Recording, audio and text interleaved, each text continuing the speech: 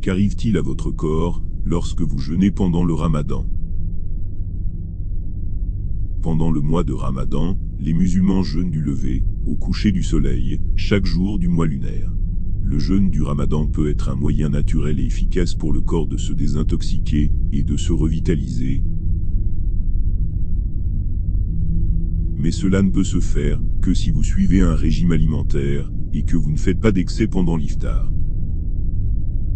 Faites de votre mieux pour éviter les aliments transformés et les aliments frits ce mois-ci. Puisque nous ne disposons que de quelques heures pour manger et boire, il est très important que nous fassions en sorte que la nourriture que nous mangeons compte vraiment.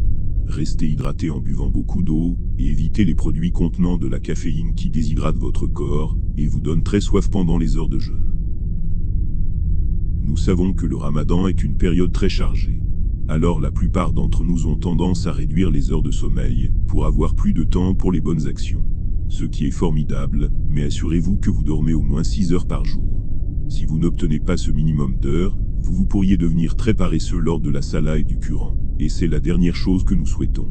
Gardez également à l'esprit que le fait de trop dormir vous rendra également paresseux et moins productif. L'équilibre est donc la clé. Voici un résumé de ce qui arrive à votre corps lorsque vous jeûnez à chaque étape des 30 jours de jeûne. Première étape, pendant les 2 premiers jours de jeûne, le taux de sucre dans le sang et la pression artérielle baissent. Le corps commence le processus de purification.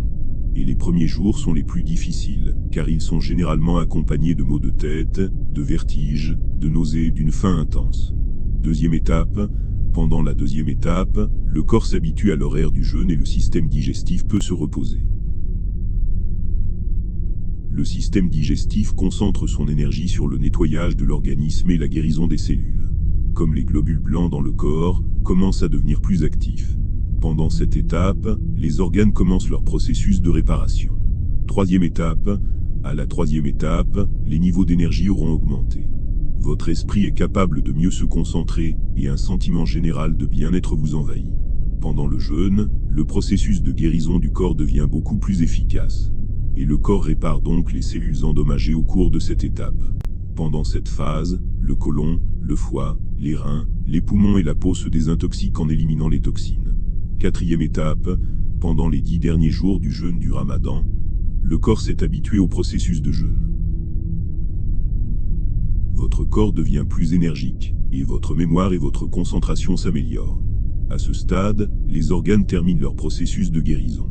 Et une fois que toutes les toxines sont éliminées, le corps est capable de fonctionner au maximum de ses capacités. Ce ne sont là que quelques-uns des avantages physiques du jeûne qui auront lieu dans le corps. Mais les bénéfices spirituels de ce mois sont bien plus importants que tout ce qui est mentionné ici.